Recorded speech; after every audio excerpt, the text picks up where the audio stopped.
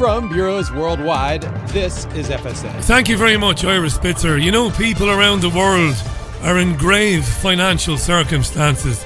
Millions of people in severely difficult economic circumstances. And countries can spend $90 million on one airplane, a warplane. $90 million to Raytheon, to Lockheed Martin, to British Aerospace. We live in a mad world, don't we? We live in a mad world. Anyway, welcome to the Richie Allen Show. Good to be with you this particular Tuesday. Richie Allen. It's the Richie Allen Show. Broadcasting live on richieallen.co.uk and multiple platforms around the world. And now, here's your host, Richie Allen. Well, the Belgian health minister is not convinced that 5G technology is healthy and that it won't cause problems for people's health and their well-being. This is very interesting. This developed yesterday. I'm going to be speaking with Dr. Chris Busby, a preeminent scientist whom I'm pretty sure you've heard on this program before. I'm sure you've heard him elsewhere as well. Chris helped to expose that depleted uranium was causing birth defects in Iraq. He's done a lot more besides as well, and he's going to join this program a little bit later on into the show. Loads of comments already on that. We'll get to those when Chris is on. It's Tuesday's program. It is April 2nd, 2019. It's been a pretty mad day weather-wise. We've had it all here, hailstones, heavy rain, but it's pretty nice now this evening with the clock going forward on Sunday. There's a grand stretch in the evenings. All right, enough of that old stuff. Enough of that old cliched old bollocks, Richie. Fair enough. I hear you loud and clear. You know how to find me on Twitter by now. So find me on Twitter and, well, just say stuff to me about stuff. Say stuff about stuff. Say whatever you want to say about what's been going on. Theresa May is stuck in a cabinet meeting. Cabinet meeting meaning she's in there with her secretaries of state, the transport secretary, the chancellor, the foreign secretary, various ministers. They're in there trying to see what to do about this Brexit saga, right? So that's going on. When and if, or if and when they emerge, and if and when Theresa May takes a lectern and says something, I might be able to bring it to you live. It might carry on into the evening. You heard Ira Spitzer on the news there. There were more indicative votes last night in Westminster, but each and every one of them was rejected by members of Parliament. A little bit of very interesting Brexit stuff. I promise you that. It's never dull in a minute, but plenty more as well this hour. Just a quick word on yesterday. It was nice to get the router stuff sorted today and the software that was problematic yesterday. And I do enjoy the live streaming on television through YouTube, or when I do it or did it with Hayden Hewitt at BVTV. But the live streaming on YouTube is not in the short-term plans. I'm not saying it isn't in the long-term plans, but it's not in the short-term plans. I'll only do television on a daily basis if I can do it properly. Because this radio show, even if you don't like me, my big baldy head and my big baldy voice, even if you don't like the content of the program, which is subjective of course, this program has the highest possible production values in independent radio. It sounds as good and is produced as well as anything in the mainstream media. That's not me bragging. Like I said, that's not about the content or about my opinions. You can tear those to pieces by all means if you want.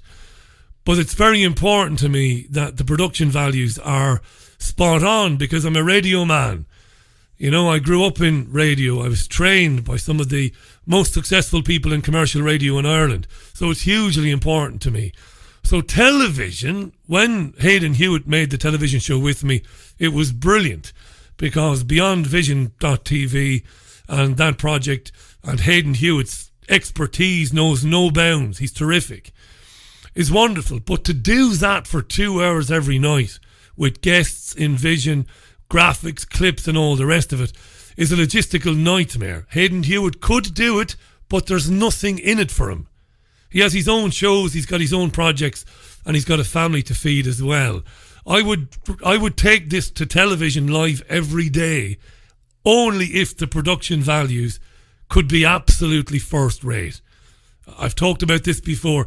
99.99% of the independent media on YouTube is unwatchable. Some of the stuff being said, very listenable, very interesting, but production-wise, it's a nightmare. So the Richie Allen Show will be a radio show for the foreseeable future, with the occasional live stream on YouTube. You know, and I reach millions of listeners a month through the live show, through Podomatic, iTunes, Spotify, and the live figures from TuneIn. So radio suits people. It's very easy to get it on demand, to download it, and to listen to it when you want. So that's the way I feel about that for now. But, you know, a change is as good as a rest, and where possible, we'll throw in the occasional live stream and get you commenting and stuff like that. Now, any news on Theresa May and the meeting there? I will bring it here, right? But as of now, I think they're still in session there at number 10 Downing Street. But however, a cross-party group of MPs has put forward a bill to prevent a no-deal Brexit in law. Yvette Cooper presented this bill in the Commons, and it will be debated tomorrow. It would require the Prime Minister to ask for an extension of Article 50 again, which would take us beyond the current exit date of April 12th. Labour's Yvette Cooper. The European Union chief negotiator Michel Barnier said that a long extension to the April 12th exit did have significant risks for the European Union and that they would require a strong justification. Now, Yvette Cooper was on Sky News this afternoon. I want you to listen carefully to what she said. This is Blairite Labour MP Yvette Cooper put forward a bill that will be debated tomorrow, which would legally remove the possibility of leaving with no deal and would compel the Prime Minister to seek a very long extension beyond April 12th. So this is Yvette Cooper. This is simply about trying to make sure we don't end up with a no-deal crisis on April the 12th. So I hope that the Prime Minister comes forward with a way forward as a result of this extended cabinet meeting. I know that there are different groups of MPs still discussing different kinds of compromise ways forward, but the problem is we are all running out of time. There's only 10 days until the danger is that we just crash out with no deal at all. And we've heard from the Cabinet Secretary has told the Cabinet this morning that will mean the country is less safe and that food prices could go up by nearly 10%. So if we leave with no deal, we'll be less safe and food prices could go up by 10%. Keep that in mind. 10%. So in those circumstances, we're simply putting forward a bill which would require the Prime Minister to ask for an extension and to put that to Parliament, because, to be honest, any of these ways forward now would require some kind of extension to implement. So this is just the sensible way forward. Yvette Cooper, right. We'll be less safe if we leave with no deal. Food prices will go up by 10%. Do you know what's interesting? I had one of those weird moments today when I was thinking something and planning to talk to you about something, and then it basically, what I was thinking about it transpired in front of my eyes on national television. I was planning on spending a couple of minutes today talking to you about how politicians and the media are pushing against this notion that the language around Brexit is toxic, hostile and dangerous. And this morning, there was a lot of talk this morning on BBC, ITV and Channel 4, not so much Channel 4, but BBC, Sky, ITV, a lot of talk about how the language is toxic and dangerous and how MPs are very nervous because they're being called names and stuff like that.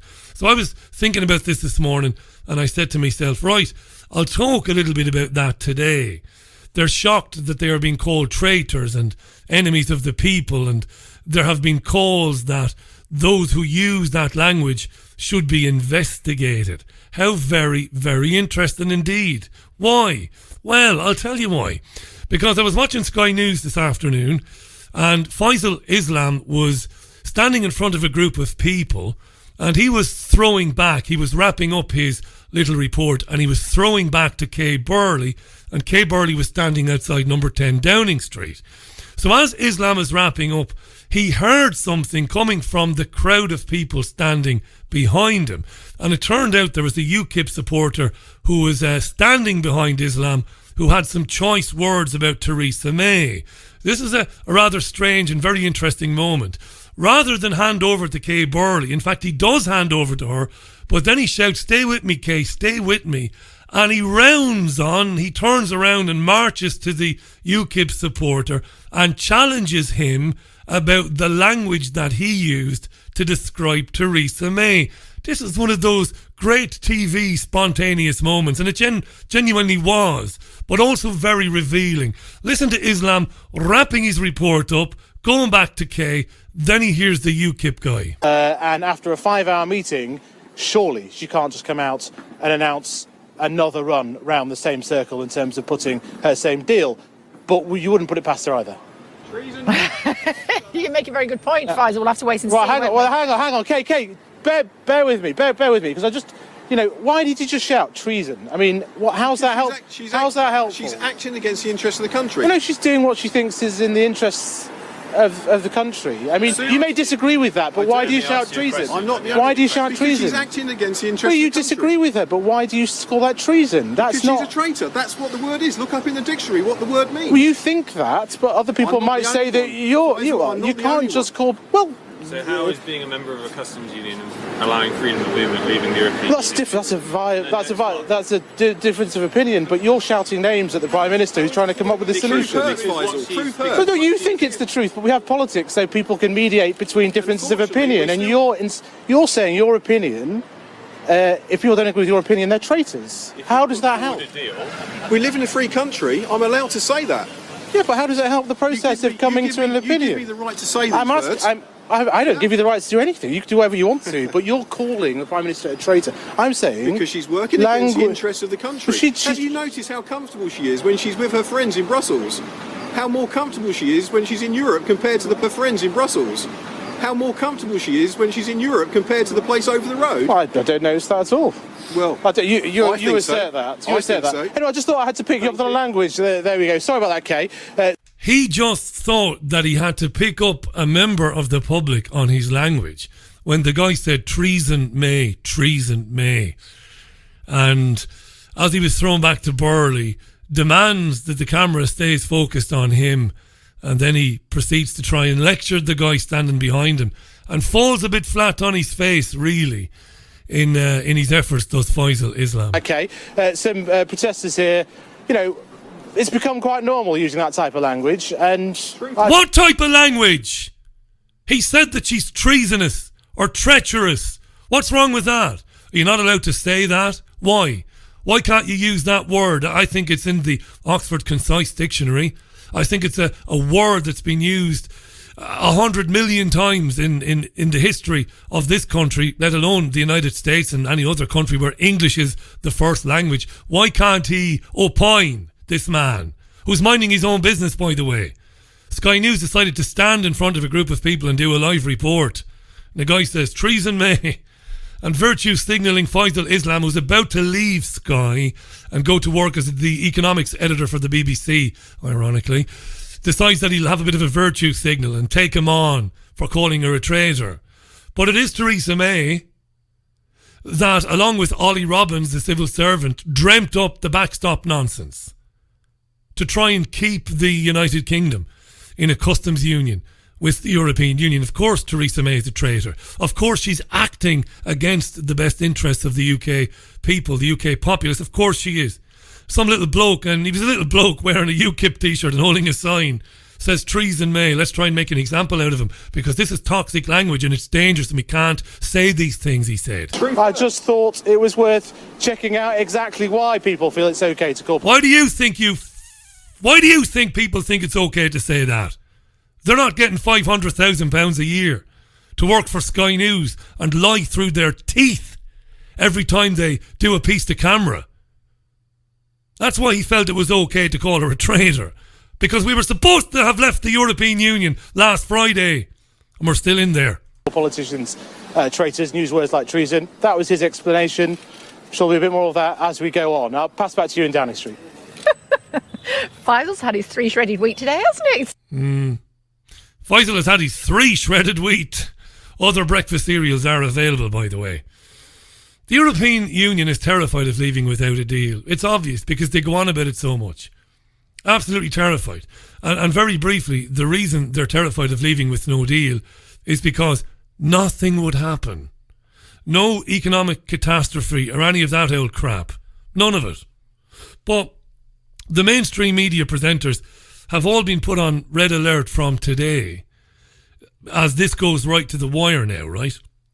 TV and radio presenters, if you're listening to these programs as much as I am, they appear to have been told to hammer so-called hardline Brexiteers when you are interviewing them, bully them and harass them, try and embarrass them, cut them off, use sarcasm.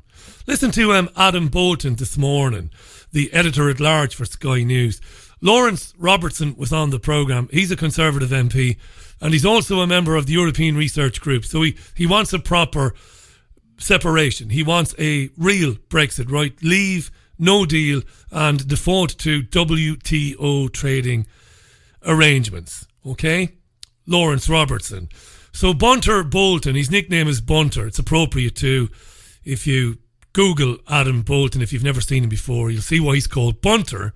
He interviews Lawrence Robertson, and Robertson says that he will vote against Theresa May's deal if it comes back for the 4th time.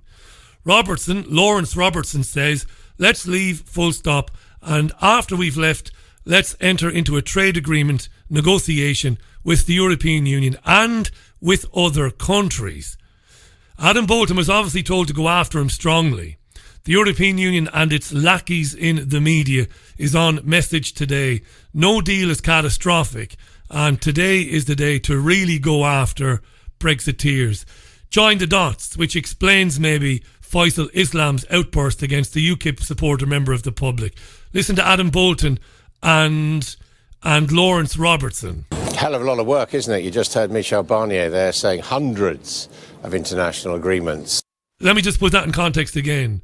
Just before you hear Bolton's question, Robertson said, let's leave, full stop, and after we've left, let's start trade agreement negotiations, not only with the EU, but with other countries. And Bolton's response was... Hell of a lot of work, isn't it? You just heard Michel Barnier there saying hundreds of international agreements that the UK would be coming out of. So it wouldn't be a question of starting from zero and negotiating new trade deals with the rest of the world. It would actually be starting a long way below zero, losing a lot of current arrangements. Well, this is what people voted to do. They voted to come out of the European Union and be able to forge our own trade agreements. I mean, if we look at the 2 biggest trading nations on earth, though, America and China, the EU does not have formal free trade agreements with those countries. We trade on WTO rules. That is how we will continue to trade. Well, we actually have a lot of. Actually, they have a lot of side trade deals but not the main, with both of them. Yeah, they don't trade under WTO baseline, which is where we're going to be. No, but the main trade deals, we do not have the free trade arrangements with the 2 biggest trading nations on earth, and we can continue to trade with them. America is our single biggest trading partner in terms of individual countries, and I see no reason why our trade with America should be impeded in any way. America, America. That's a decent answer from Robertson, but then Adam Bolton decides to play the man and not the ball. The bias on display here is a thing of beauty. Are you for chlorinated chicken then, and hormone-injected beef and all the other American food products that Donald Trump's keen to sell us? It's rubbish, that, isn't it? Are you for chlorinated chicken and dodgy beef and all the other stuff that Donald Trump wants to sell us? It's pretty crap, that, from Bolton. Well, I've chaired a number of committees recently, delegated legislation committees recently, which is bringing in some of the EU rules into this country, as the Withdrawal Act agreed with that we would do. We've got very high animal welfare standards in this country. I've got a debate literally tomorrow on animal welfare.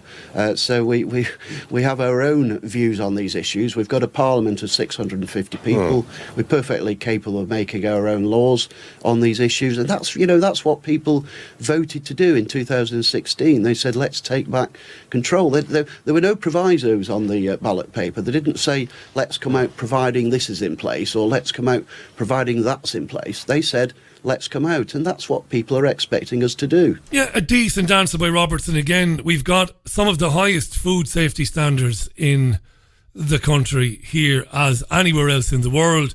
Animal welfare standards are as good here. I'm not saying they're perfect, by the way. I know I've got vegan listeners and people who are listening to me who are members of animal welfare groups. Look, I'm not saying it's perfect, but it's as good as anywhere else.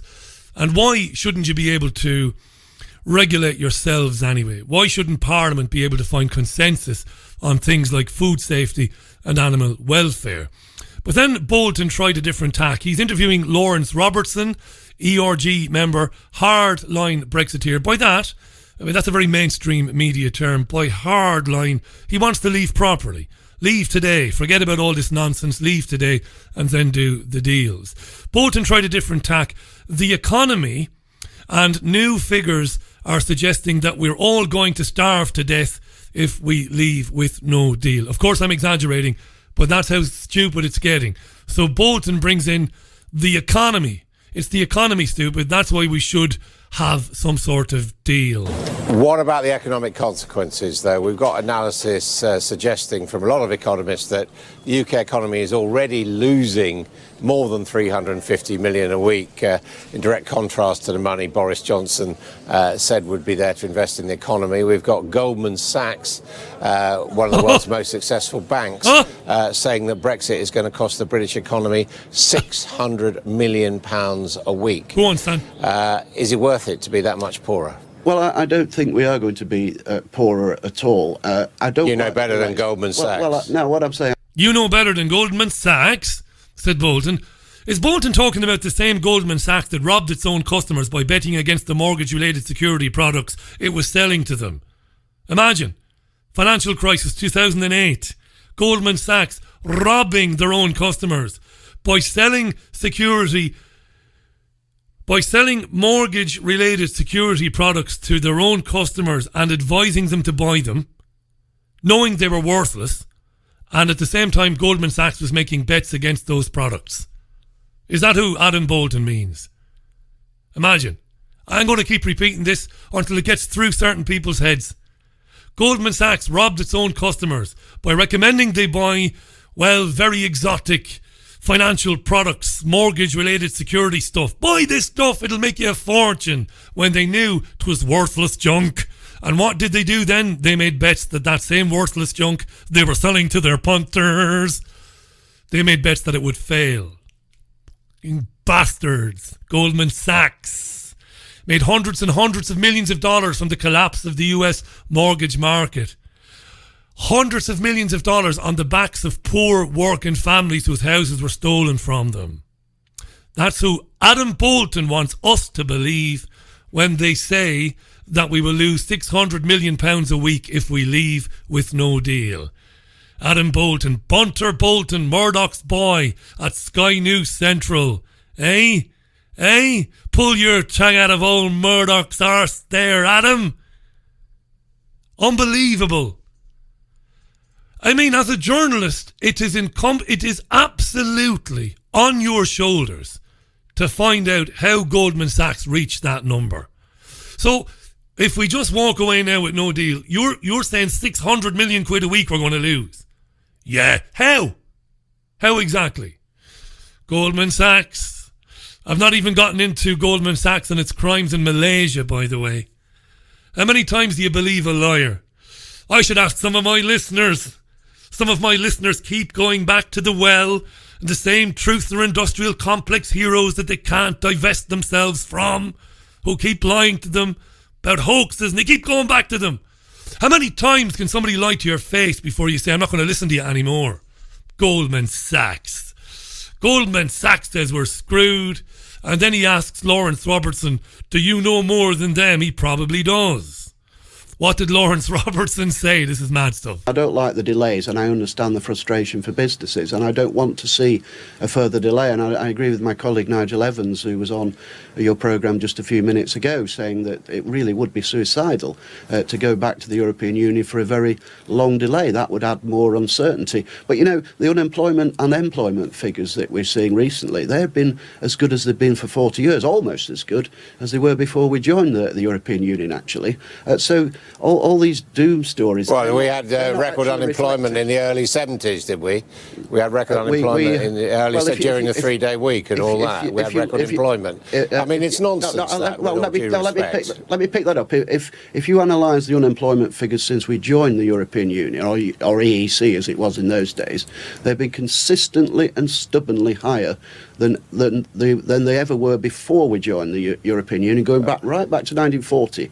So the stark figures are there, but we've not seen all the scaremongering we heard in the referendum. Oh, if you vote to leave, we're going to have the economy collapsing. That has not happened. We also heard if you don't join the euro, the economy will collapse. Nothing could have been further from the truth. Well, I don't remember anyone saying that, but anyway, thank you very much indeed, Mr. Robertson. What did Bolton just say there? That he doesn't remember anybody warning about catastrophe if we left the European Union before the referendum, and that he doesn't remember anybody talking about catastrophe if we didn't join the euro. Did he actually say that? All the scaremongering we heard in the referendum. Oh, if you vote to leave, we're going to have the economy collapsing. That has not happened. We also heard if you don't join the euro, the economy will collapse. Nothing could have been further from the truth. Well, I don't remember anyone saying that, but anyway, thank you very much indeed, Mr. Robertson. Yeah, it takes some balls for Bolton to look down the camera and pretend that he never heard anybody warning about dire consequences if we didn't join the monetary union, if we didn't join the euro, if the UK didn't join it. Of course they did. It was a major political battle at the time, that attempt to get the UK to join the euro. And of course, before the referendum in 2016, Cameron and Osborne and all the rest of them warned about absolute catastrophe from the word go. From the moment we voted to leave, they said it would be absolutely dire economically, and it hasn't turned out to be that way. Adam Bolton, eh? Adam Bolton. We're going to leave Brexit just for a moment. Cabinet members have been in Downing Street today meeting with May to discuss the way forward for Brexit. If Theresa May emerges and takes to the lectern, I will bring it to you live. This is your Richie Allen Show. Here's Lionel Richie.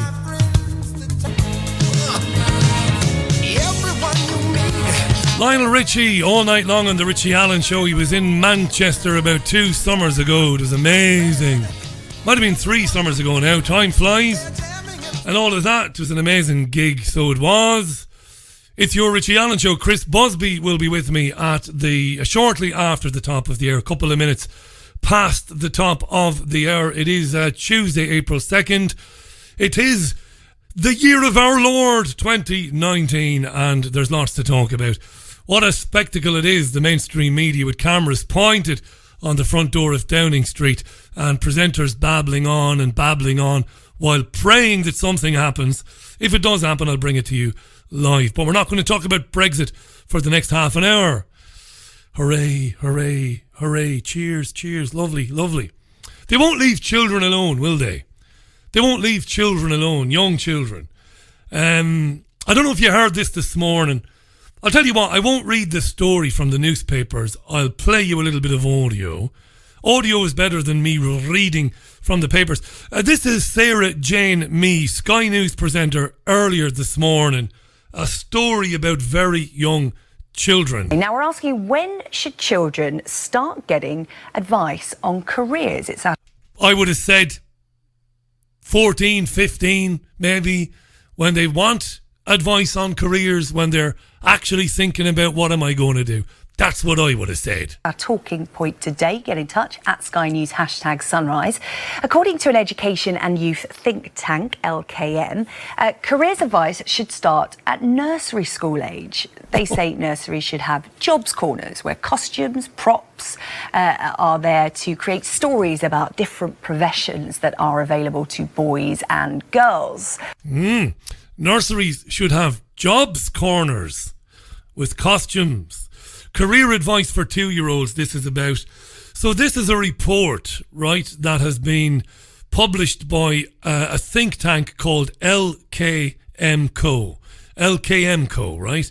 It's a think tank that believes society should ensure that all children and young people receive the support they need to make a fulfilling transition to adulthood. And they think that when children are 2, there needs to be an intervention and they need to be thinking about their careers. So Sarah Jane of Sky had the report's author in the studio, a guy called Will Millard, the head of policy at LKMCO. And she also had an entrepreneur called Julianne Ponin. So first of all, the author of the report, Will Millard. You'll hear the question from Sarah Jane. Will, this is a very interesting study because when I first talked about this, the reaction was in social media was children should not be sat down at the ages of 2 to 4 and talk about what they want to be when they grow up. But actually, when you talk about it being props and costumes and just starting ideas, it becomes more palatable.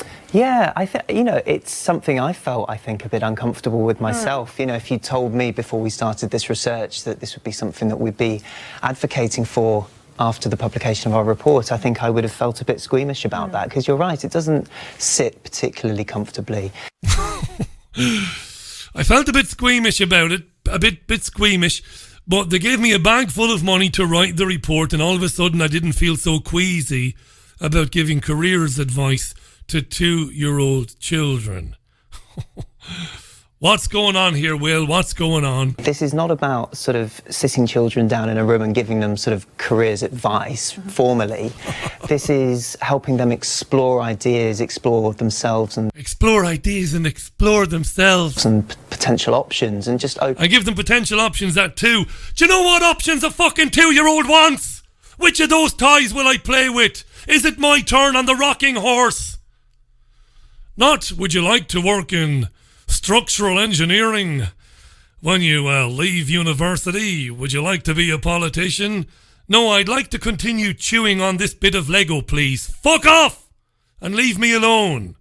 Madness. Horizons. Yeah, Julianne, it's interesting because a lot of people have seen it through the prism of gender stereotypes, saying that, you know, at this age we should get into boys and girls' heads and pretty much tell them that they can do anything regardless of their sex.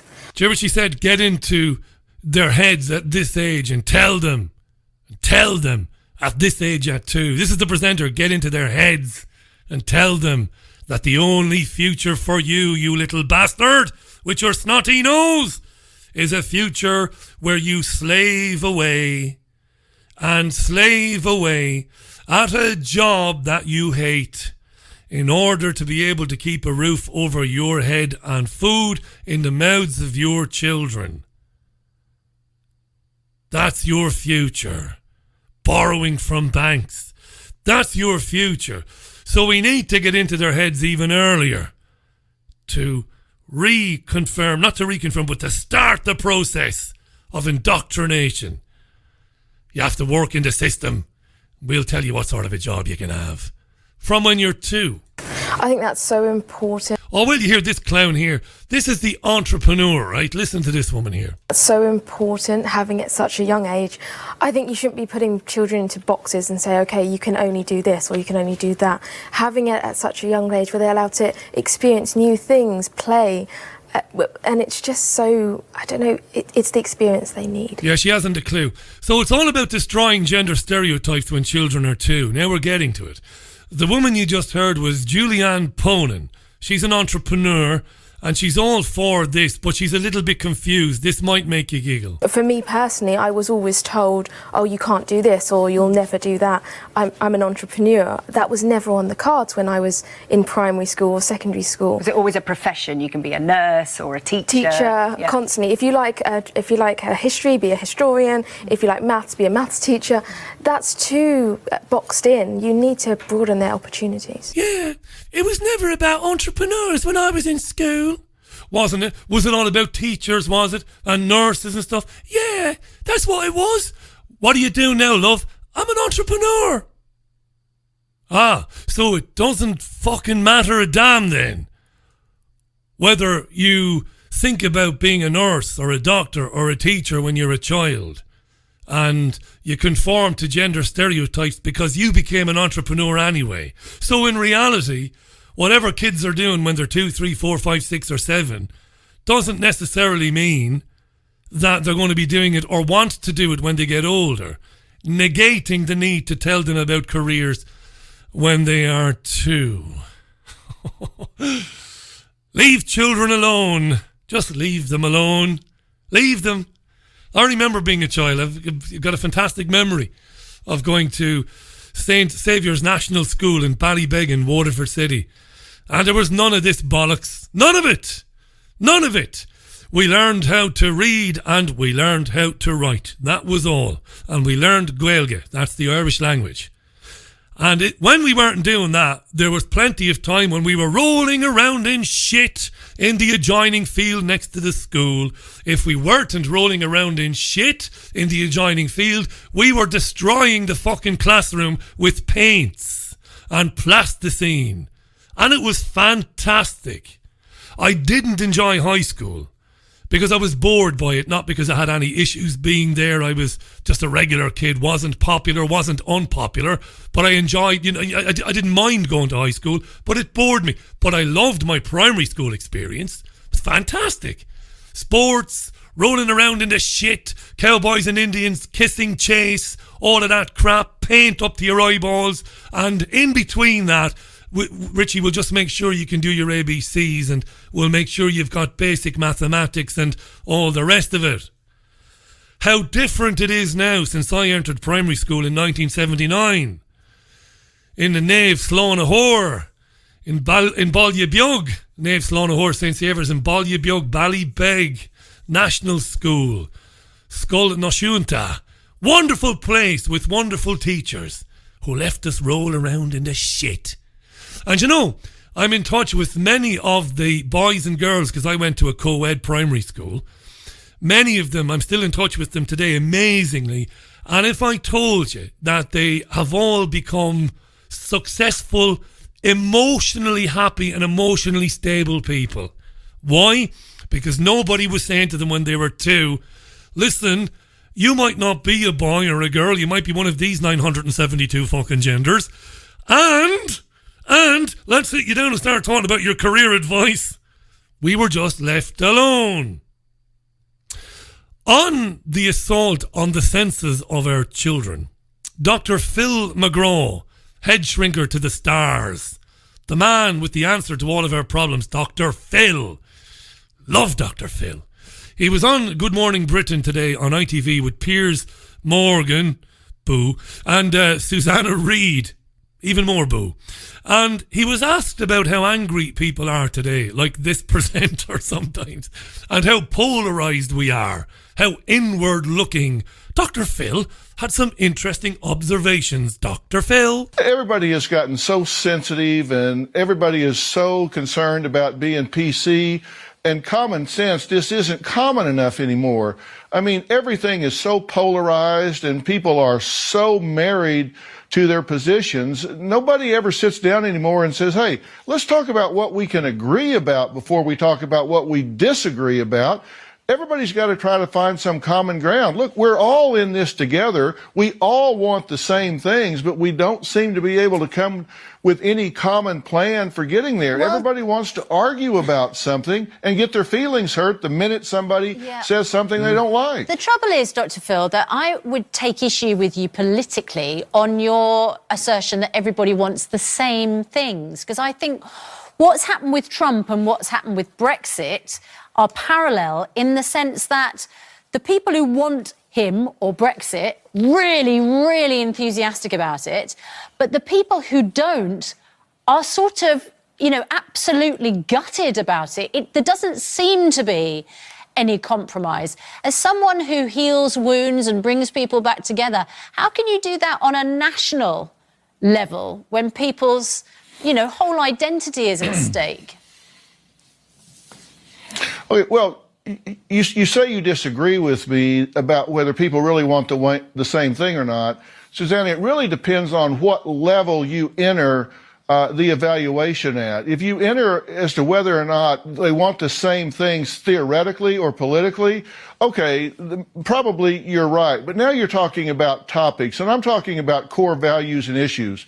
Would you disagree with me that everybody wants their family to be safe and secure? No, you wouldn't. Would you disagree with me that everybody wants their family to be financially secure? They want their children to have a future, that they want everybody to be able to go to sleep at night and not be worried about whether they're going to starve tomorrow or be attacked tomorrow. Everybody wants all of those same things: safety, security, prosperity. Everybody wants those things. It's just whether or not we can agree on how to get there or not. But we all want the same things, right? We all want safety, security, prosperity. We all want those things, and it's just a matter of what's the smartest way to get there. Very good stuff. Then he went on about cyberbullying and the insanity of being bothered and being depressed and being hurt or offended by somebody whom you've never met and will never know. This is good stuff from Dr. Phil. We've got a generation of people that need to be loved by strangers. And boy, talk about giving your power away. You're giving your power away to people you don't even know. And I talk to young people who get depressed when they put up a picture and it's liked by half as many people as like the one they put up before. And so they feel rejected. Their self-worth goes down. Are you kidding me? These are people you don't even know. And so you get haters and trolls on the internet, and so they start attacking somebody, and they actually take that to heart, and their self-worth is washed away because someone they don't know tells them, I hate you, I don't like you, I think you're ugly, I think you're not smart, I wish you'd go kill yourself. And we actually have children in schools being cyber-bullied to death because some group of children just decide this is who they're going to pick on today.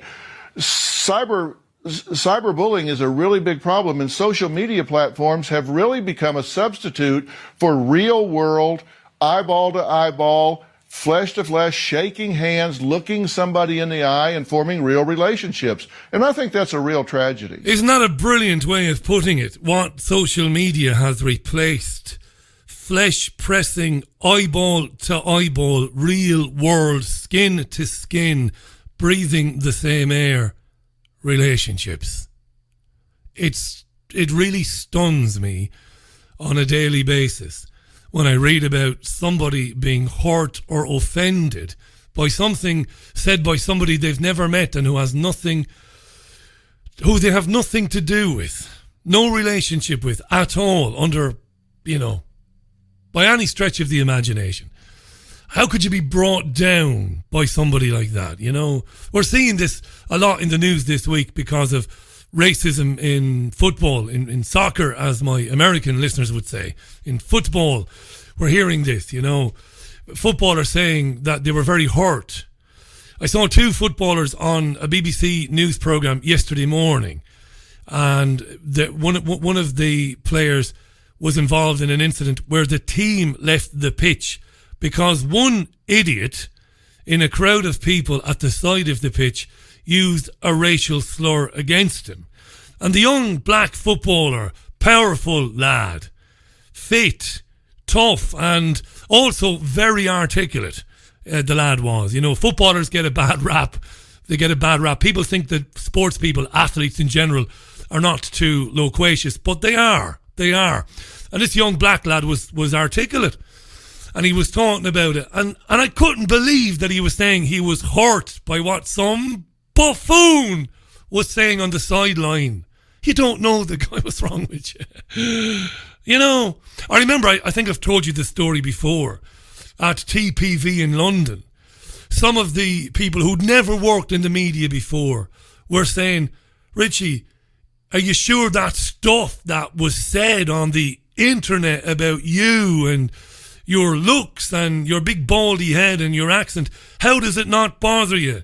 And I used to be like, are you fucking stupid? How could it bother me? Who's saying it? Some guy with some ridiculous pseudonym. It's not even his real name, and you want me to be offended by that. That's what Dr. Phil was talking about there. The lunacy. But that's what the system wants. It wants to get people like that, helpless and insecure and trapped in themselves. You know, wrapped around their own existence, wrapped around their own experiences. Narcissism on steroids. And they become so fragile then, emotionally, that when some guy in Timbuktu says that the picture that you put up makes you look like a Mongolian or something stupid like that, you have a meltdown. That's what's happening. Very important. It's 8.5 minutes to the top of the hour. And speaking of vulnerable groups, I'm doing a lot of segueing today. Vulnerable groups. There's a gold rush on at the moment to create new vulnerable groups. Untold riches for the man or woman who comes up with brand new vulnerable groups. We never get tired of new vulnerable groups that we need to protect. We need to protect them because they're vulnerable. They need us to stop anybody saying anything about them.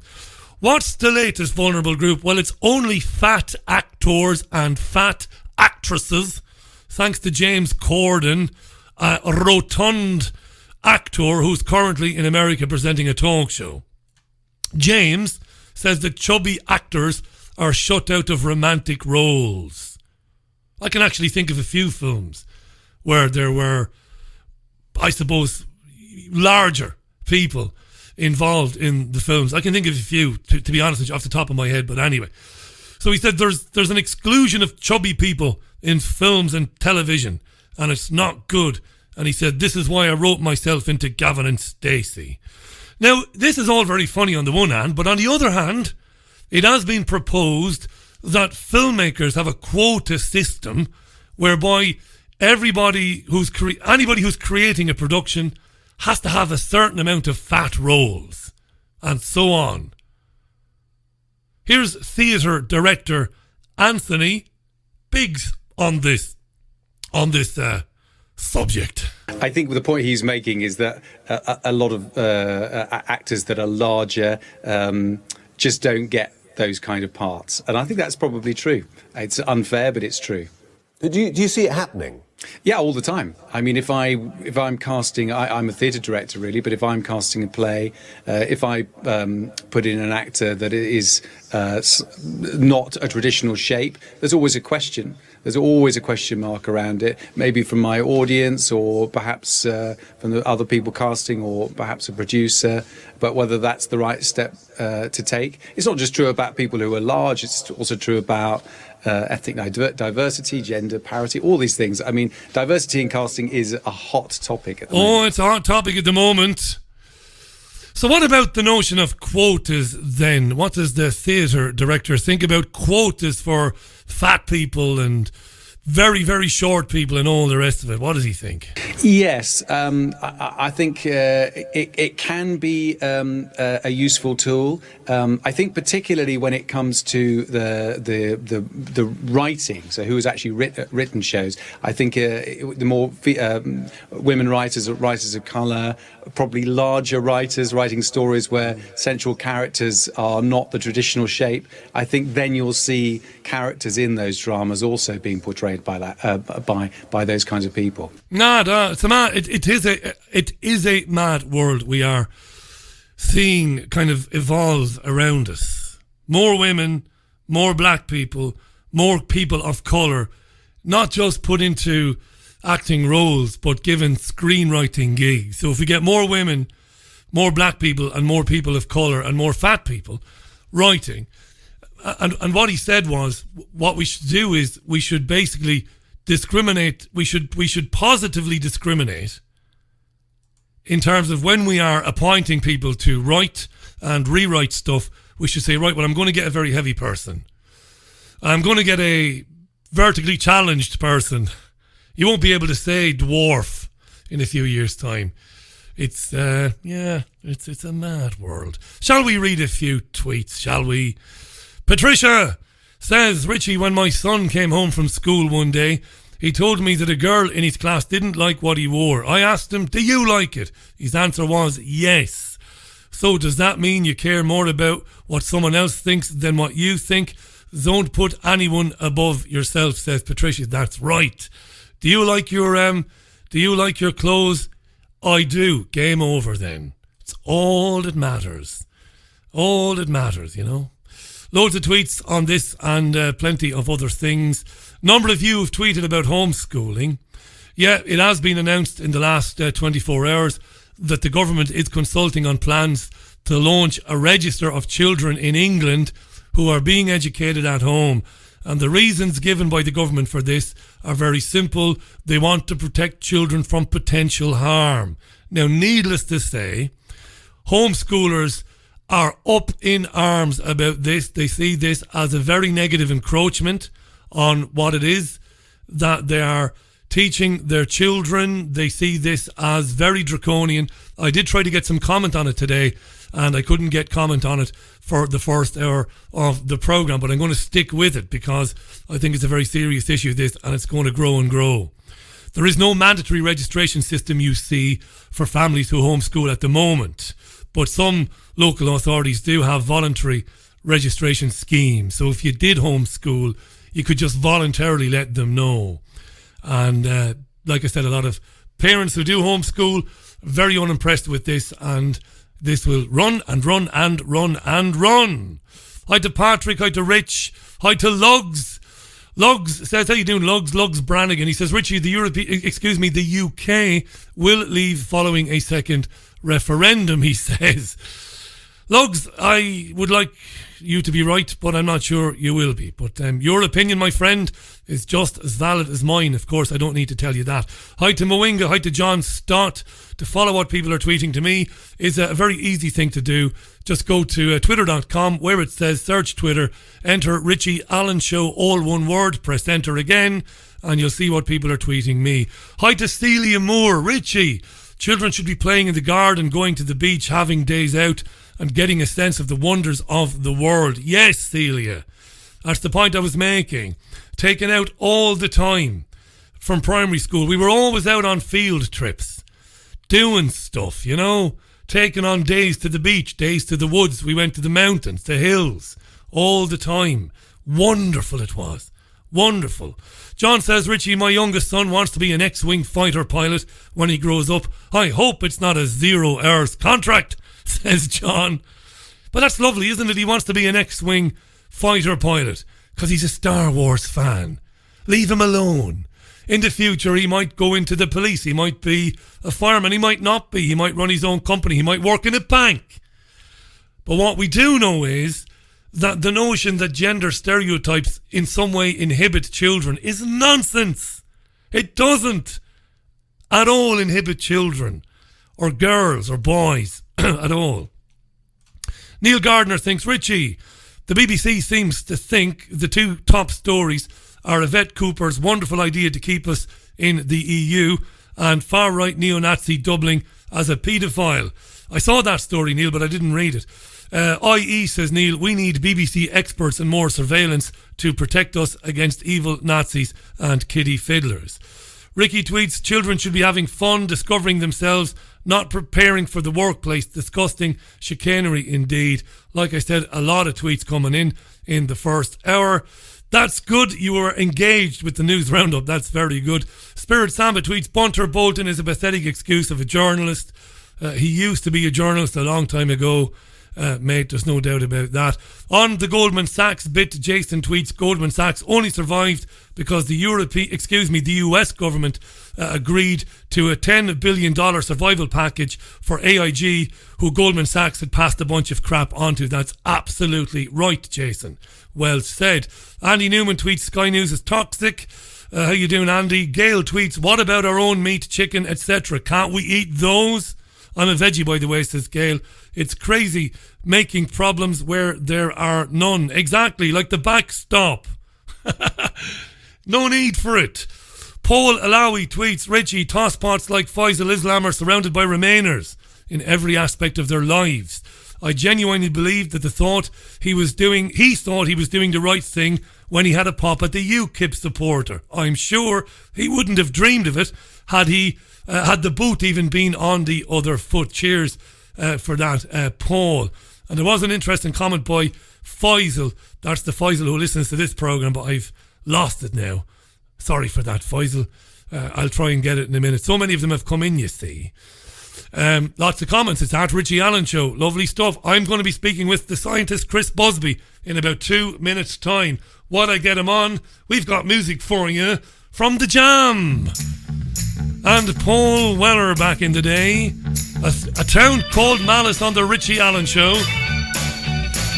Very important conversation coming up with Chris Busby. Don't go anywhere on your Richie Allen Show. Music from The Jam, a town called Malice on the Richie Allen Show. It's 3 minutes past 6 it is. That's a British summertime. Beautiful evening here in South Manchester. Tweets coming in genuinely from all over the world. Follow what people are tweeting me on twitter.com. It's at Richie Allen Show.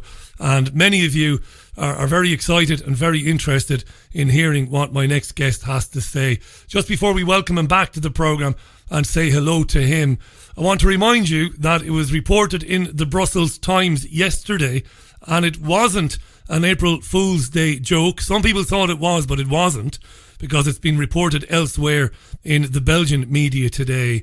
But a pilot project to provide 5G wireless internet in Brussels has been halted over fears for the health of citizens. This is massive, this story. It really is, right?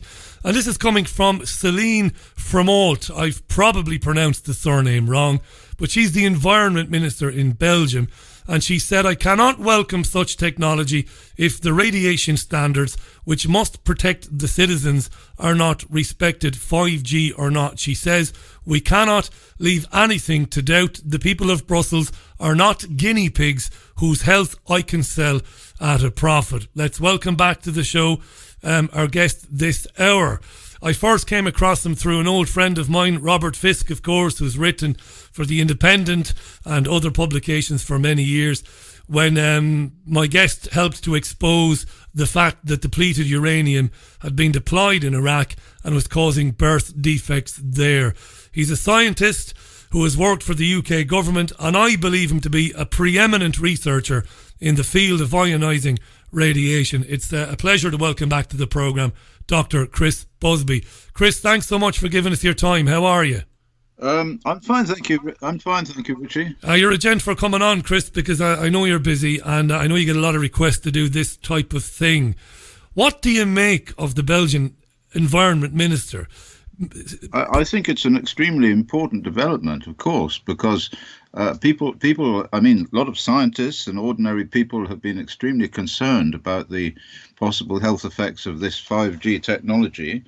And as I can say later on, you know, that there hasn't been much in the way of, well, there have been no real studies of the health effects of this technology, and the predictions are that we have are that they will cause a large increase in ill health in people who are living in areas where this stuff is being operated. This is interesting, you saying this, because some of our listeners have been contacting their local authorities around the country for about 2 years, and they've been politely asking their local authorities for some information on where the masts will be, Chris, and what's going on. They've also been politely asking their local authorities, have you done any human health impact studies on this? We're very worried about it.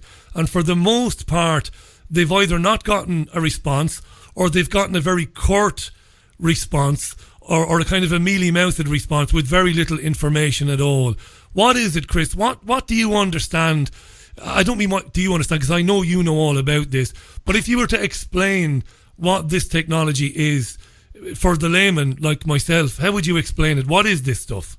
Well, the problem is that the world is increasingly in need, if you like, in the direction that it's going, in high velocity communication devices, because everybody nowadays has a mobile phone, which is an extremely sophisticated computer, and there are all sorts of other devices which exist, which rely upon the communicating with various people, base stations and so forth, It's the bandwidth, the actual information flow is currently overloading all the systems, and there's also a development which is very worrying towards having a kind of internet of everything, whereby more or less every single device which can be connected will be connected in some way to these information control hubs. The problem with 4G is that as it stands at the minute, there are lots and lots of places where you can't get good reception, and in addition to that, even where you can get good reception, you get a complete clogging up of the airwaves, and so the system itself is at its limit. So if we were going to go down that route of everybody connecting to everybody else all the time, then we have to have much more energy being transferred around the place. So that's what 5G is. Now, so what they do with 5G is two things. First of all, they increase the frequency. The current frequency is about 6 gigahertz. I mean, this is just a number. Anyway, it's the frequency of the electromagnetic communication. But what they're going to do is increase that frequency to as much as 90 or even as much as 300 gigahertz. So that increases the energy of each photon, of each piece of information that is sent through the ether, if you like. That's the first thing. But the second thing is, because these devices have a much shorter and more focused range, they are going to put them every 200 meters or every 100 meters or whatever, some really tiny distance. So every single thing there will be aerials, there'll be beaming antennae in towns where they have this stuff trotted out, like every 20 meters. So you won't be able to escape from them at all. You'll be walking along the road in the town, and your body will be receiving these high energy emissions. And nobody has done any studies to see whether they have any effect. What has been done is physicists have come along. I have to say I have very little time for most physicists, because they operate on a sort of very superficial level, on a very basic level, using mathematical models, which really aren't capable of dealing with the sophisticated systems that represent living systems. And they've said, oh, well, it's just going to heat you up a small amount, so it can't be a problem. But actually, lots and lots of studies have shown, I mean, real studies where they look at mice, or they look at rats, or they look at people that have been irradiated with 4G. They show increases in all sorts of illnesses, neurodegenerative illnesses and cancer, and an enormous wide range of serious health effects, which are found by studies which have looked at these effects epidemiologically. But of course, the physicists, they come along and say, well, it's impossible. They just say, because the heating effect is so low, and if we were to heat somebody up by that amount, it wouldn't have any effect. And so by analogy, these things are safe. It's a complete nightmare. You've answered my next question, because I was going to say to you, how have governments and how have states or nation states gotten away with rolling out even 4G if it has had implications for human health? And you've answered my question. If essentially they just take the word of physicists. Is that right, Chris? That's right, yes. But it's worse than that, because the amount of money involved in all this is enormous. So, for example, if we take Sweden, where they're going to do an experimental study of 5G in the town of Umeå in the north of Sweden, that's coming up, and we've written to them to try and block that. This is the European Committee on Radiation Risk, who I represent as the scientific secretary. These systems represent an enormous amount of money. So they're very, very large organizations and global companies, and these mobile phone manufacturers and people who do all this digital stuff, make the aerials and so on. These people are investing an enormous amount of lobbying power into governments to try and stop these systems being headed off by people power, if you like. Like you said, lots of people are writing to their local authorities. Lots of people are writing to government and saying, "Look, what's going on here?"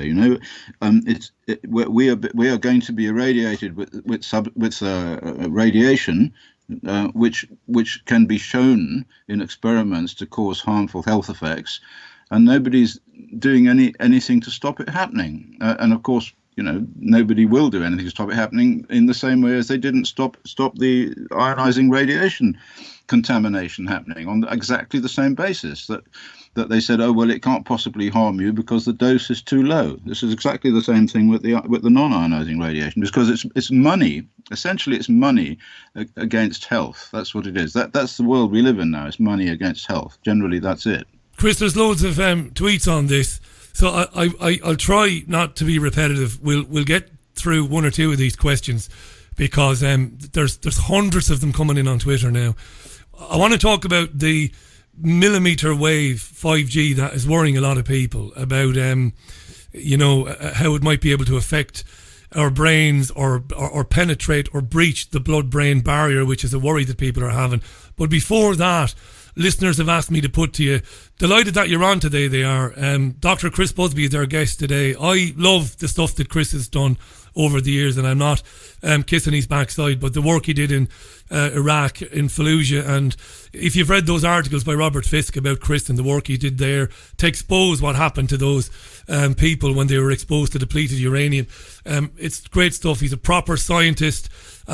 He's briefed governments on this stuff, on ionising radiation, so it's important that we get this point of view. So I've been asked to put to you Wi-Fi.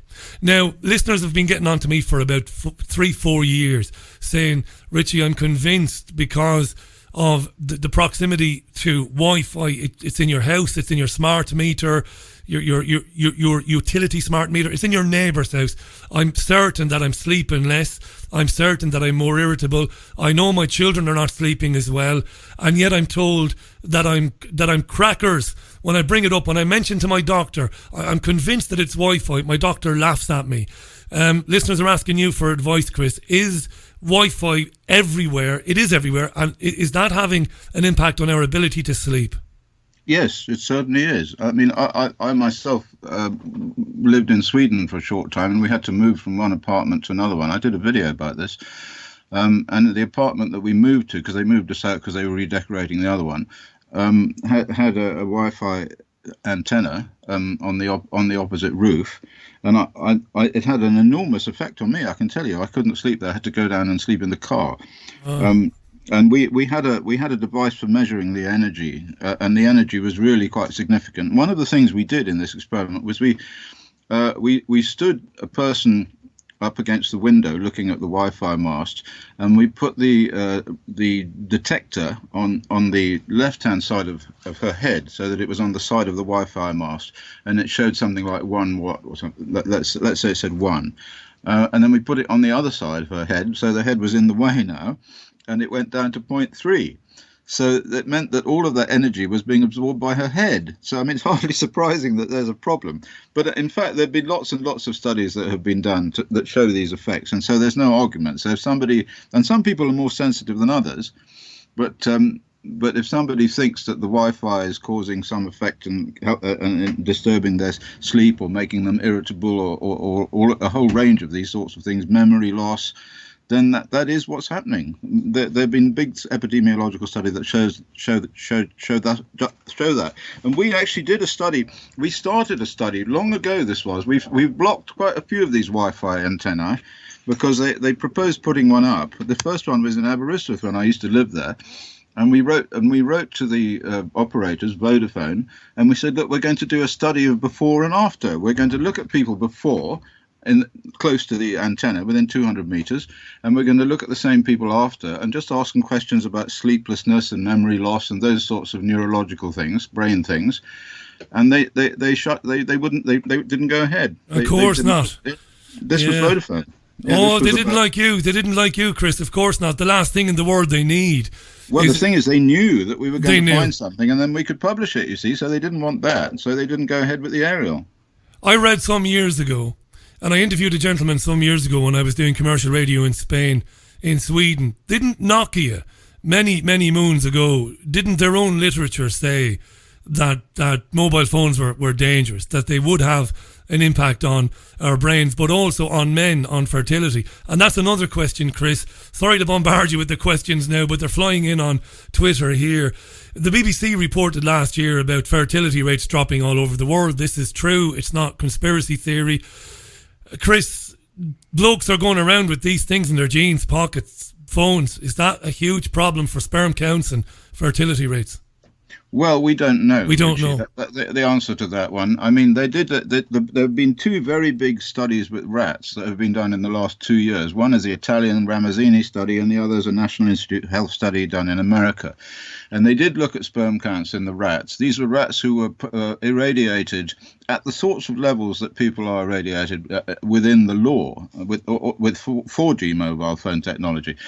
And they found that there were increases in all sorts of cancers and the ability of the rats to do things and so forth, but they didn't find an effect on the sperm. They found an effect on the babies. I think there was a birth weight effect. But it's certainly possible that they are having these effects on sperm counts. But my own feeling is that sperm count, the reduction in the sperm count is a consequence of ionizing radiation. It's a consequence of the contamination and the continuing contamination of the environment with these radioactive elements that are being emitted all the time from nuclear power stations and reprocessing plants and from weapons fallout and accidents like Fukushima. And we know from studies that have been done on rats and mice in the 60s that these substances cause tremendous effects on sperm count. Yeah. That's a fair answer. It's honest enough to say that we don't know for sure, but we might suspect it. Dr. Chris Busby is our guest. We're talking about, among other things, news that the Belgian Environment Minister has suspended a pilot project in Brussels where 5G wireless internet would have been piloted there because the Environment Minister, and I quote, says, "I cannot welcome such technology if the radiation standards which must protect the citizen are not respected, 5G or not. The people of Brussels are not guinea pigs whose health I can sell at a profit. We cannot have a doubt," says this lady, Céline Fremault. That's great stuff. That. Now, you talked about every 20 metres for 5G towers. That's about the same information that I've been getting through my own attempts to research this. Listeners are very concerned about millimetre waves and high frequency millimetre waves, which I don't have the terminology, Chris, you do, but they are, it's much easier for them to penetrate things, and our listeners are concerned that might spell severe problems for them in terms of breaching the blood-brain barrier. Can you help me out with that? I think they're quite right to do that. I mean, the essential thing here is that electromagnetic radiation is described in terms of its frequency, and 1 over the frequency is the wavelength. So obviously, the higher the frequency, the smaller the wavelength. The wavelength at the moment for 4G is about 6 centimeters, that kind of thing. And the penetration of that radiation into the brain is already considerable. So we've seen lots and lots of pictures of the penetration of that radiation into the brain. In fact, I mean, my own experiment with DITA in Sweden showed the extent to which it was absorbed by the brain. But the main problem is not so much the penetration; it's what's called the photon energy. Now, as the photon energy goes up, and this energy is inversely proportional to the wavelength. So, in other words, it's the frequency we're concerned with. So, with 5G, we're talking about up to 100 gigahertz. At the moment, we've got 6 gigahertz. So the frequency is much higher. That means that the energy that's packed, if you like, if you thought of this as a bullet, which is quite reasonable to do that, then the bullet would be moving as it went towards your head at about 10 to 15 times faster and packing 10 to 15 times more energy than the 4G bullet, if you like. So that's entirely reasonable to expect that the effects are going to be at least 4 or 5 or 10 or 15, 20 times, we don't know if it's linear, greater than the effects that we already see with 4G.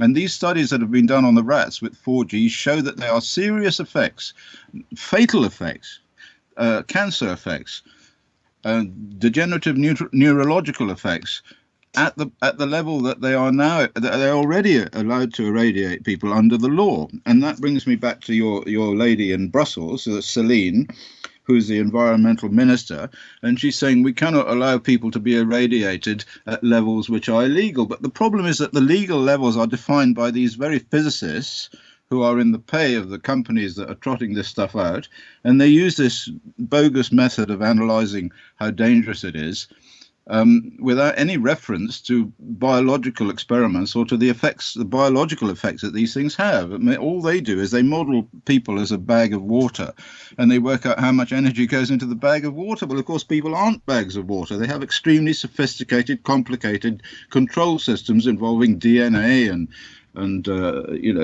lots of neurological transfer systems that depend upon capacitive interference. There are lots of technical reasons why modelling people as a bag of water is just absurd. Yeah. That's exactly what they used to do with ionising radiation and still do. And they still do. Dr. Chris Busby is our guest. Questions. Ricky Emmett has a question and Dave Simpson has a question.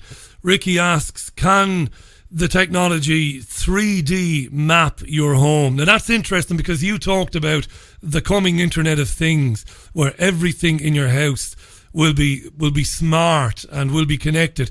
And I've had guests on the programme before, again, thankfully, like yourself, academics, in terms of, it's easier to talk about this with an academic. Otherwise, people are saying, this is all crazy conspiracy theory stuff. It's nice to have academics on to talk about this, as well as alternative health practitioners, whose opinions I value as well. But it's great to have academics on. So 3D map your home. There's a real surveillance element to this that people are worried about too, Chris. Multi-pronged, not just dreadful potentially for our health, but also in the hands of an Orwellian state. It's a great tool. So can it do things like map your home, follow you around, give information to third parties that you might like to keep private? Right. Well, there are two things here. First of all, I don't believe it can map your home in the sense that it can see what's going on. So if you decide to go upstairs, it can't see you going upstairs, and it can't watch you in the sense that you might imagine a candid camera on the wall might be able to watch you. But on the other hand, and in a way rather more terrifying, is that if you have these devices which connect to all of the systems that you have in your house, it's very easy for them to figure out what you're doing. So in other words, they can tell how much water you use at any time, when the electricity comes on, when the cooker comes on, all of that kind of thing. So if they wanted to, they could get a pretty good, if anybody wanted to, they could get a pretty good idea of what was going on your house. But no, they couldn't look at you and see you doing things.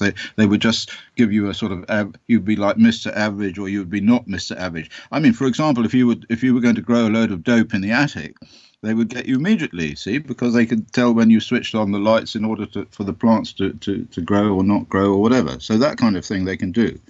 But the worse than that is, in fact, if you live in a house with these systems operating, your brain is going to be fried. I mean, that what we know from what happens already with 4G, if you've got these high energy systems inside your house, and I have to say that some of the modern modems operate at those sorts of frequency, you're going to get ill. No question. And you are going to get ill. The surveillance thing is hugely interesting.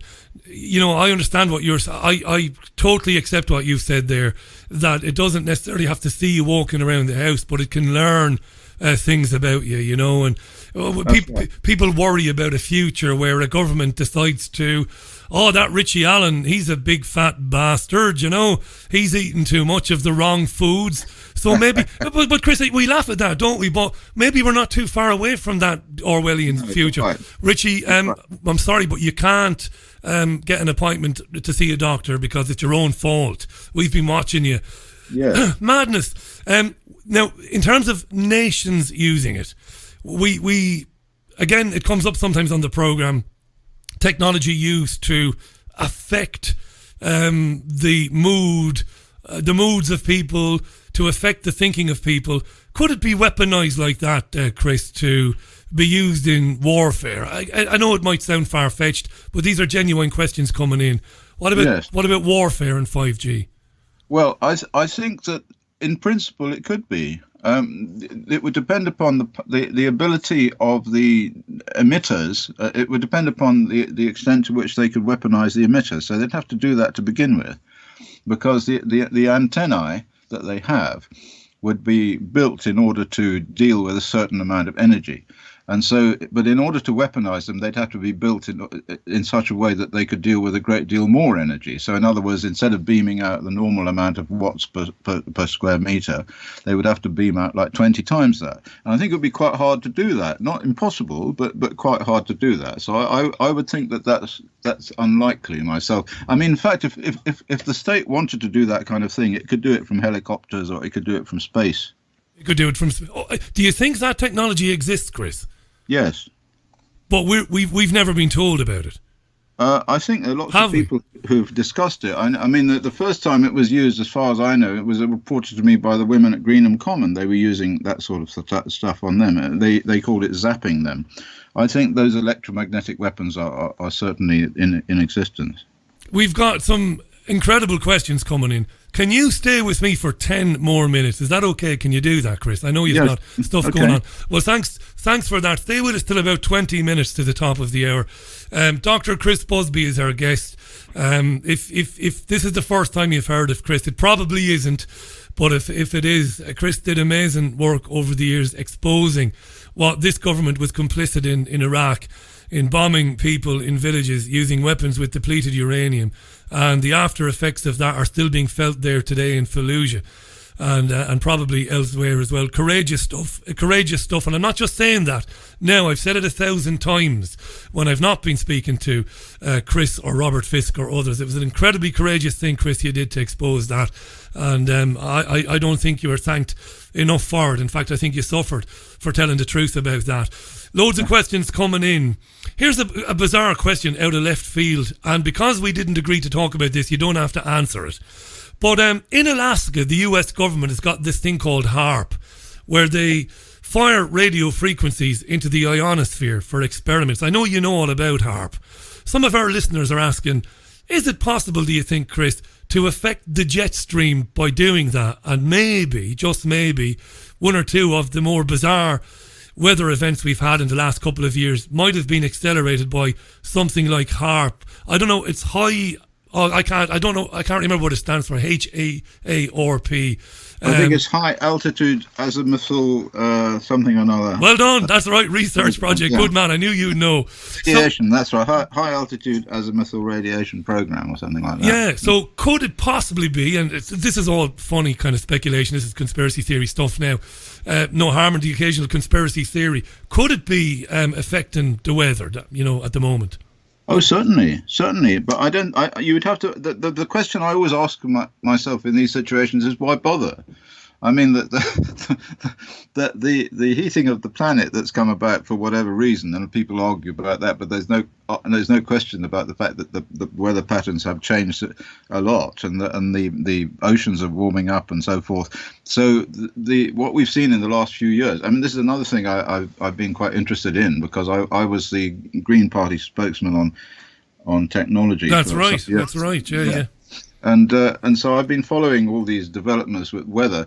I think that the alteration in the jet stream which is occurring is a consequence of variations in the temperature of the ocean surface and various other things like that. But I mean, having said that, certainly there have been a number of instances of very strange weather effects which have been ascribed to HAARP, and also HAARP can certainly do that. So the question is, could they do it? The answer is yes, they could do it. They could do it if they wanted it. Yeah, that's interesting. I'm also interested in you talking about zapping from space, from maybe low orbit. That fascinates me because people have speculated about these things for years, and governments and media presenters have laughed at people and called them tinfoil hat wearers. There's a lot that goes on, Chris, that we know nothing about. Well, I mean, Richie, HAARP can do that on its own. You don't need to have a satellite up there. I mean, the way in which HAARP works is it alters the reflectivity of the ionosphere in a particular way by ionizing a surface so that surface becomes like a concave mirror, and then it sends a big blast of electromagnetic energy up into this mirror, and then it can be focused anywhere. So if you wanted to destroy a town in Texas, you could do it. You could just do that. You could just beam a load of electromagnetic energy down, and then everybody would go off their head. Wow. So in the wrong hands, then, that is more than that's the most dangerous weapon on the planet then, isn't it? Well, there are lots of very... Well, outside of nuclear weapons, of course, but wow, you know. It's interesting because... The military have been developing the most extraordinary weapons in the last 20 years, and the whole business is quite terrifying. This is bizarre now, this, and you'll probably never come on the programme again. He's going to go away, is Dr. Chris Busby, and say, Richie's crazy, I'm never going on his programme again. But I interviewed several times Piers Corbyn, Jeremy's brother. Piers is a meteorologist, you may have heard of Yes. Piers. And because I like to be fair to my listeners. I don't ignore their questions. Even if I think sometimes the questions are funny, I'll always ask them. But Piers was asked about geoengineering. And I thought Piers would say, Richie, that's just kooky old conspiracy nonsense. But he said, Richie, I am open to the possibility that covert aerosol spraying has been going on. I can't say it hasn't, either as a way to offset the effects of warming. But I'm not, immune to the notion. I've heard it, and I wouldn't write it off. What do you think? Because my audience is very interested in it. Some of them just enjoy it. They see it as entertainment. Others are very serious about it, and they say, are they spraying aerosols into the atmosphere thinking that they're doing the right thing? Chris, you've heard all the theories. What do you think? Is it conspiracy madness, or is there a little bit of truth? I don't think it's conspiracy madness. I think it tends to go too far. I mean, the problem with conspiracy people is they just take it all too far. But I mean, the idea of spraying material into the atmosphere to alter the reflectivity is an old one. And I'm sure experiments like that go on. And I'm more or less with Piers Corbyn on this. I mean, the idea of geoengineering is nothing new. I mean, it originally they used to seed clouds with silver iodide and so forth in order to create rain. So it can be done, but the problem here is that the Earth is a very large thing. The atmosphere is pretty enormous. So to do it to the extent to have a major effect like the effects that we're seeing, I think would be beyond the ability or the money or the technology of any nation. So I don't think that the things that we see in the world that we worry about, the global warming things and so forth, which are truly terrifying, I don't think they're caused by a lot of conspirators who are sending up aeroplanes and seeding the atmosphere with particles. I don't think that. Fair enough. If it has gone on experimentally or is going on, I'm very interested in an Oxford University study that talked about bee colonies collapsing and dementia. And funny enough, I was out with my dog very early this morning, which I am every day, and listening to Radio 4 and Radio 5 Live intermittently, switching over and back. And there was a doctor on there talking about mental health problems amongst kids and people getting dementia earlier. One of the things we do know, when I say we know, you're a scientist, Chris, I only know because of people like you, but we know that heavy metal exposure, there is a link to that and to dementia. And I wonder if bee colony collapses have got anything to do with experiments on geoengineering. But again, I'm delving into stuff that I don't know anything about. All right. Well, two things you ask about here. First thing is the bee colonies. I think the bee colonies are affected by the enormous increase in pesticide production and use. So that's the first thing. I think that's the most likely explanation, and to use Occam's razor, that's the one that's most likely to be the correct one. Agricultural chemical usage has exponentially increased in order to increase yields, and if they're trying to kill insects, which they're trying to do, bees are essentially insects. So that's the explanation for that. Now, the second thing you mentioned is early dementia. Now, that's a very interesting thing for me. I wrote a scientific paper on dementia. So if you go to Google and you put Chris Busby dementia, you will find the paper. In which I analysed the early onset dementia in terms of exposure to ionizing radiation. I think that dementia is. I know you might say, well, I think everything is caused by ionizing radiation, but actually, increasingly, the more research I do in this area, the more I see that an awful lot of things are a consequence of exposure to ionizing radiation.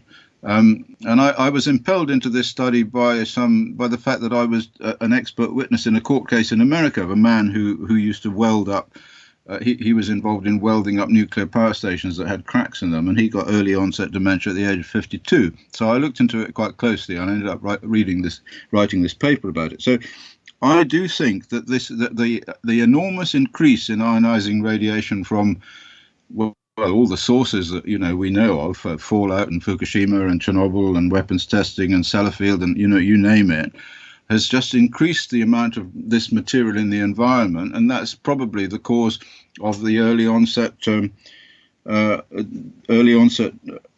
Alzheimer's and so forth. But of course, the use of mobile phones is also a possibility too, because we know that they affect neurological integrity. So, and that's another thing that's happened in the last 20 years, 15 years, enormous increase in the amount of non-ionizing radiation being pumped into people's heads.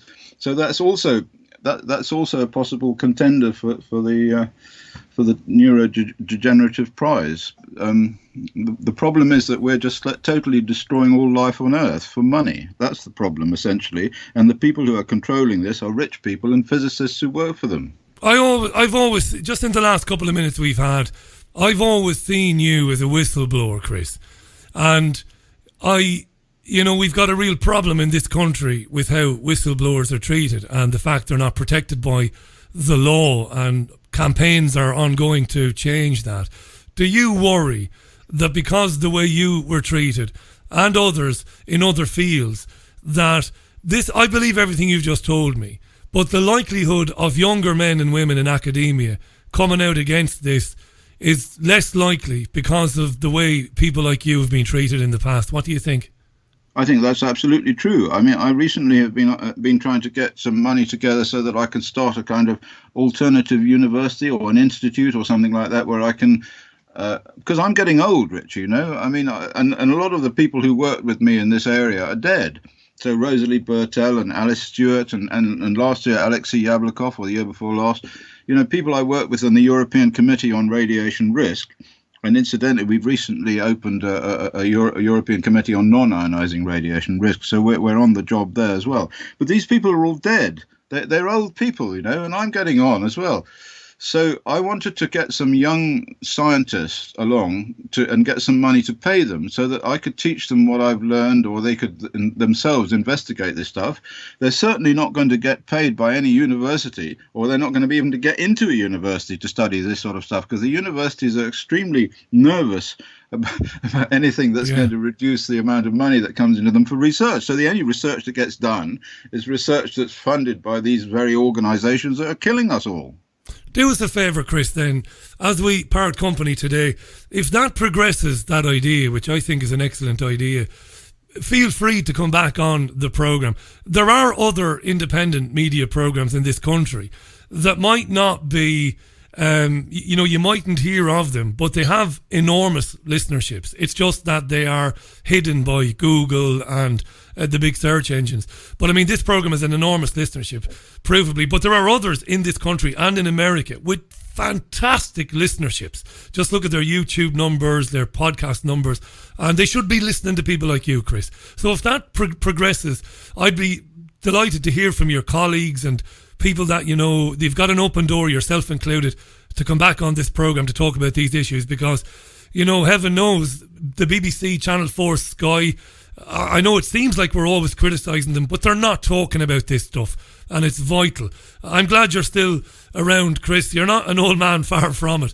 I think you've got plenty left to do, and I'm glad that you're still educating people about this stuff, because as you're doing that, more and more people will write to their local authorities, will plan protests, will stand up to it and say, no, you're not putting these antennas outside our houses. We're going to cite the Belgian precedent. We're going to stand up for our rights here. And a lot of that's down to you, mate. So I'm delighted to have gotten to know you last year and this year, and I hope you'll come back on the programme again. And thanks for your time today, Chris. I really mean that. Thank you very much for inviting me, Richie. You're a gentleman. Anytime, Chris. That was Dr. Chris Busby there, forever in Chris's debt. For the work that he did to highlight what the travesty, the atrocity that our government and the government of the United States inflicted on the people of Fallujah and elsewhere. We wouldn't know about it without the likes of Chris Busby, a preeminent scientist in the area of research around non-ionising and ionising radiation. Great to have him on the programme today. Very open-minded man, Chris. I love that, you know. One or two of you said, "Oh, Chris thinks that climate change is real." Fair enough. That's his opinion. He's entitled to it, and he's not being paid to express that opinion. It's what he thinks, but he's open-minded. He's happy to have a discussion about that. But a lot of interesting stuff came out of that conversation about HARP as well. You heard Dr. Chris Busby on the Richie Allen Show for Tuesday, April 2nd. The reason I'm pausing there is because there is news coming out of Downing Street. Theresa May and her cabinet have left that all-day meeting where they were discussing the next stage. What shall we do next about Brexit? I'll take a tune. Have I time for a tune? Have I? I don't want to take a tune, but I'll take a tune. And when we come back from that, we'll have some news on Brexit, and I'll read some of your comments as well. In the meantime, Roy Orbison. Yes, I just took that out at random. Back in 2. Every time I look into your heart, you got it. This is the Richie Allen Show on richieallen.co.uk, Fab Radio 2, trigger warning and tune in. Oh, we were brought up to be so modest, weren't we, when we were young? There are things you're not supposed to say. This is the most listened to independent radio show in Europe by a country mile. And you made it that way. Thank you very much for tuning in nightly. Meant what I said to Chris Busby there. There are other programmes that do incredibly well. They do the sorts of numbers that commercial radio stations would be proud of. But no newspaper in the world is going to do a story on the Richie Allen Show. Getting millions of downloads a year, millions on Podomatic.com, iTunes and Spotify, millions. I've posted it before, I'll post it again, the metadata. They don't want to know. And I'm saying that because BBC News is reporting this hour that YouTube has decided to stop Tommy Robinson or Stephen Yaxley Lennon from live streaming, and they're going to put restrictions on his channel. And if you know me well enough, and if you've been with me long enough, you'll know that I totally oppose that decision by YouTube and Google. It's a disgrace. It is an illustration of exactly what Google, Facebook, Instagram, YouTube and Twitter were always meant to be. The great censor, not the great platform for people to express their opinions and to converse with one another. No, that's how it was advertised. It is the biggest censor in the world. And while I despise that scruffy, inarticulate, know-nothing fuckwit Tommy Robinson, it's an outrage. It's an outrage that a company can achieve the hegemony that it has achieved and declare itself, well, we're just a private business, we can do whatever we want. No, these companies have become continents, not nation states. Continents, in terms of, if you want to make an analogy about how big they are. And they now have the power to stop people. And they are the only game in town. I wouldn't ban Lennon or anybody. I will debate them and argue with them and lampoon them and satirise them. They can do the same to me. But ban them and block them? No, not in a million years. Shocking stuff, this. Theresa May emerged from Downing Street to say... I'm getting tweets on this and I do thank you for them. Thank you very much. There are a lot of cheesed off listeners to the Richie Allen Show. A lot of cheesed off listeners to your Richie Allen Show. Theresa May, I was kind of trying to watch a bit of Sky News there while Roy Orbison was singing You Got It. But Theresa May emerged from Downing Street to say, I wish I had a drum roll, but I don't. What did Theresa say?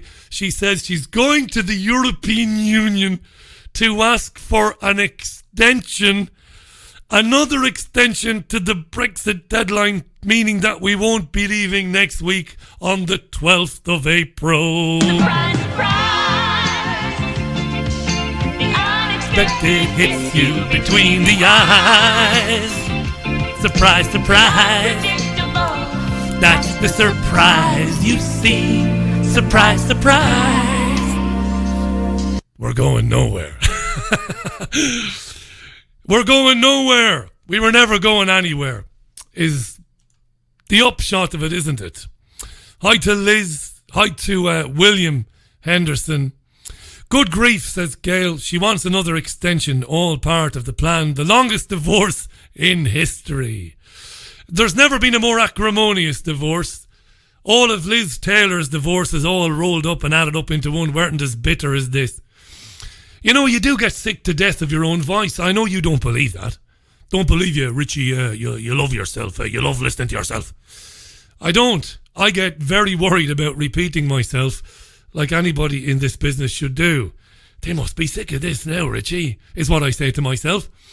But, you know, if you want to bring into reality a world government, a parliament eventually, a body, let's not call it a parliament, a body which decides policy for the entire world, well, the European Union and other such unions are vital if you want to expedite that process, or speed it up if you want to use, you know, proper language. Speed it up. Well, European unions. Of course, the United Kingdom was never going to leave. It's interesting that earlier on in the programme, if you missed the early part of the programme, do download the podcast and listen to the first 15 minutes of it, because we got some extraordinary audio from Sky News where Faisal Islam was finishing a live report and throwing back to the Ginger Ninja, as that'd be our K. I love K. And he was handing back to K, and as he was a liberal, a UKIP supporter, middle-aged chap holding a sign and wearing a UKIP t-shirt, said treason may. And just a virtue signal on live television, Faisal Islam rounded on him and turned on him. Do you want to hear it again? It's worth hearing again, because it brings up this notion of treason. And all day long, news presenters, news journalists were talking on live telly about violent language. And there is a movement to punish people who call politicians enemies of the state or who call them traitors. There is a movement because they're trying to link that language with the murder of the Labour MP Joe Cox. Dreadful business, of course, back around about the time of the referendum. In fact, only a few days before the referendum, something which a lot of people found very suspicious indeed. And I found it very suspicious. I have no doubt that Joe Cox was brutally murdered. But was the man responsible, was it Thomas Mayer, was it? Was that the gentleman? I don't want to Google that because I've got no time. And I'm always wrong when I think back, because there's been so many of these incidents. Was it Thomas Mayer, was it? I'm looking for it now. Thomas Mayer is the guy who was in jail for it. I believe that either Mayer was a Manchurian candidate or somebody else did it because of the timing of it. You know? She was murdered, God love her, and her children. So they've been talking about this today. You can't use this language, this violent language. You've got to stop it. Politicians are in fear of their lives. Nobody should be in fear of their lives. Nobody should be threatening politicians. Nobody should be urging physical harm, you know, to be committed against politicians. It's outrageous. But conversely, if people want to suggest that politicians are behaving like traitors and acting against the interests of the people, they should be allowed to say so. But they should never threaten them. Never, you know, advocate that they be harmed. That's outrageous. Under any circumstances, right? But here's the clip today. Islam is thrown back to RK, and he hears a UKIP supporter saying treason. Have a listen. And after a 5-hour meeting, surely she can't just come out and announce another run round the same circle in terms of putting her same deal. But you wouldn't put it past her either. Treason.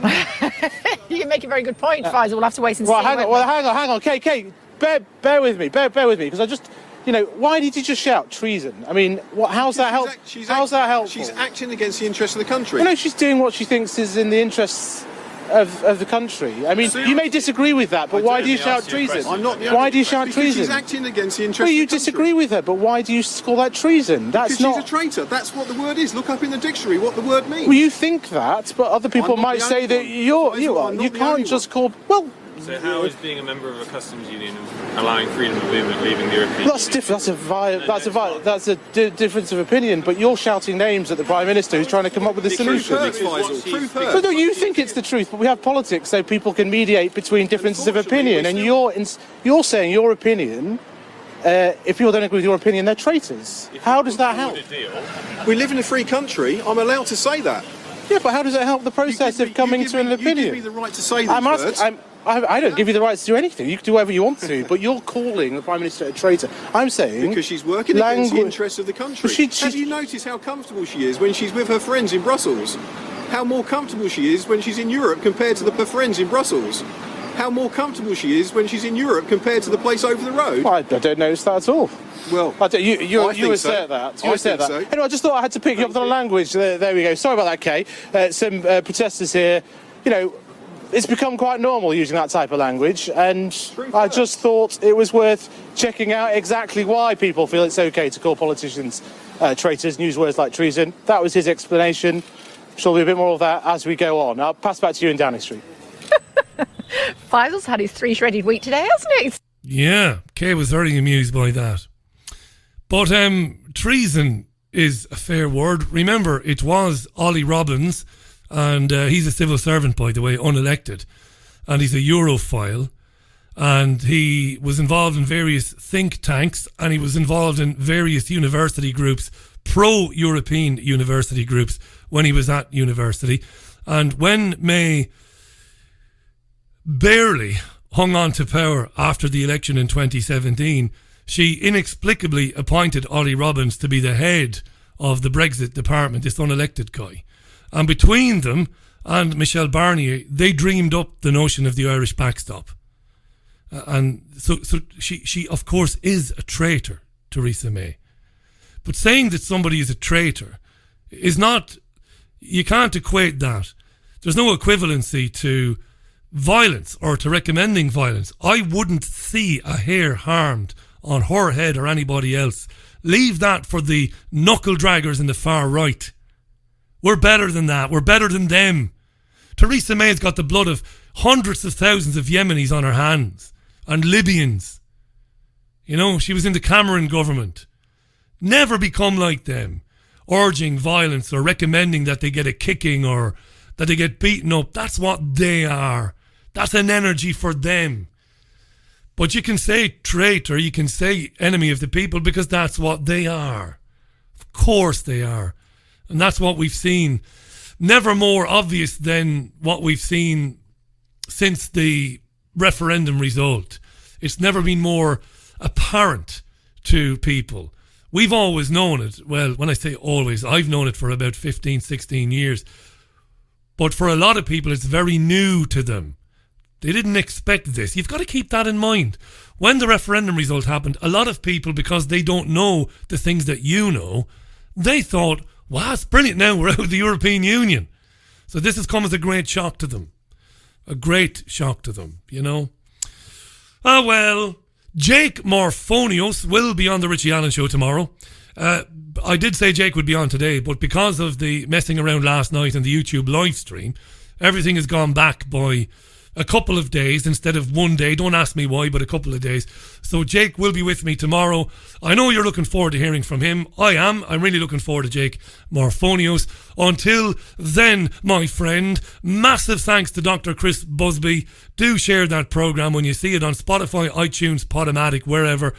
Look after yourselves and one another. Enjoy the rest of your Tuesday evening. It's quite beautiful here in South Manchester. It's still very bright on British summertime. I'm going to finish up with Elvis Costello's cover version of the great Charles Aznavour's She.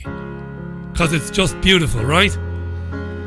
Thanks for listening. I love you. See you tomorrow. Bye. Bye now. She may be the